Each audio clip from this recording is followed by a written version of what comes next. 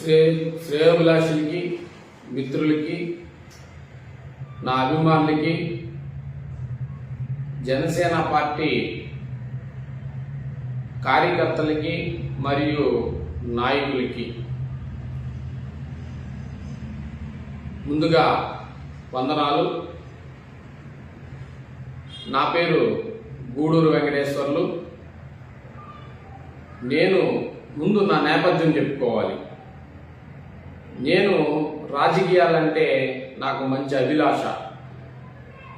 చిన్నప్పటి నుంచి రాజకీయాల్లో రాణించాలనే విపరీతమైన కోరిక. మాది చాలా చిన్న కుటుంబం, ఆర్థికంగా బలపడినటువంటి కుటుంబం కాదు. మా తల్లిదండ్రులు గూడూరు పోలయ్య, నాగభూషణమ్మ. వారి దీవెనలతో నేను ప్రతి పనిలో ఎన్నో రకాల ఇబ్బందులు పడి సక్సెస్ అనేది సాధించేవాడిని. మాది చాలా పేద కుటుంబం.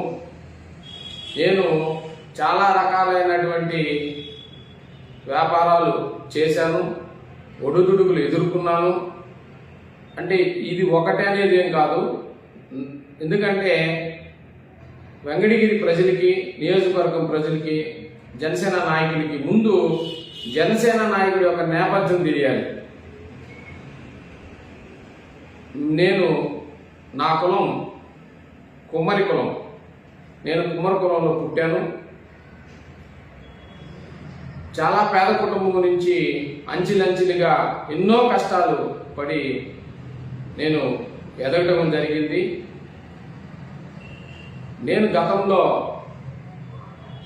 తెలుగుదేశం పార్టీలో పనిచేశాను.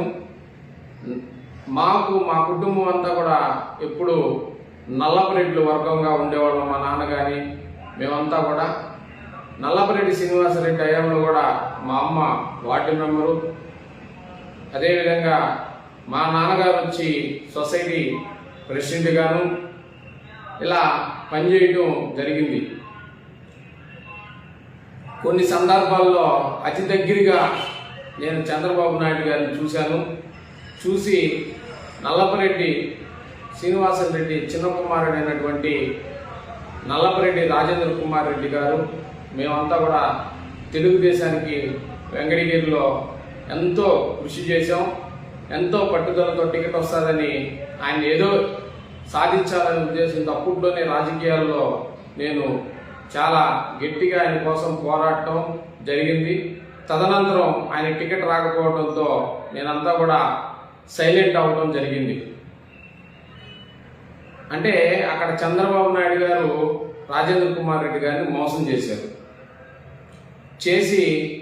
వెంకటగిరి నియోజకవర్గం ఆ ఎలక్షన్లో బీసీ కోటా కింద సినీ నటి శారదా గారికి కేటాయించడం జరిగింది. అయినా మేము అతి దగ్గరగా ఒక వ్యక్తికి నమ్మకంగా, ఒక వ్యక్తికి టికెట్ వస్తుందని ఎంతో ఆశతో ఉన్నటువంటి మాకు రాజేంద్ర కుమార్ రెడ్డి గారికి టికెట్ రాకపోవడంతో ఎంతో నిరాశ చెంది ఇంకా రాజకీయాలు వద్దు అనుకున్న ముగించుకున్నాం. కానీ అంతకుముందే నేను తెలుగు యువత 94-96 తెలుగు యువతగా పనిచేశాను.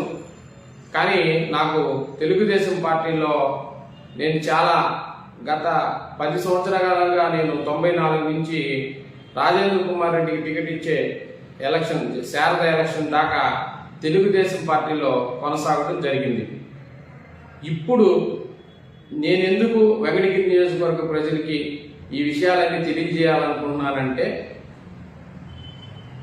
నేను రాజకీయాల్లో ఎదగటానికి ఒక బడుగు బలహీన వర్గాల, ఒక బీసీ సామాజిక వర్గం, వెనకబడిన కులం కుమ్మరి కులం నుంచి వచ్చి రాజకీయాల్లో ఎదగాలనే ఉద్దేశంతో నేను జనసేన పార్టీలోకి రావటం జరిగింది. 2017లో రావటం జరిగింది. నేను రావటం జనసేన పార్టీ మీటింగులో కాలేజీ గ్రౌండ్లోను, ఎంఆర్ఓ ఆఫీస్ దగ్గరను జరుగుతూ ఉంటే జనసేన పార్టీని నా సొంత పార్టీగా భావించి, చిరంజీవి ఫ్యామిలీ మా ఫ్యామిలీగా భావించి, పవన్ కళ్యాణ్ మా నాయకుడిగా అనుకొని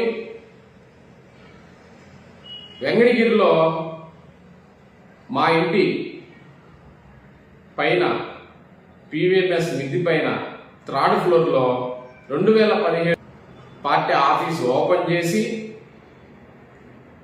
నేను జనసేన పార్టీలో చాలా అద్భుతంగా పనిచేశానని నేను అనుకుంటున్నాను. మరి వెంకటగిరి ప్రజలు ఏమనుకుంటున్నారో మీరు తెలియజేయవలసిందిగా కోరుకుంటూ, తర్వాత వెంకటగిరి నియోజకవర్గ పరిస్థితి గురించి, జరగబోయే రాజకీయాల గురించి, వెంకటగిరిలో జరుగుతున్న అన్యాయాల గురించి త్వరలో మీ ముందుకు వచ్చి ప్రెస్ మీట్ నిర్వహిస్తానని చెప్పి తెలియజేస్తూ, జై భీమ్,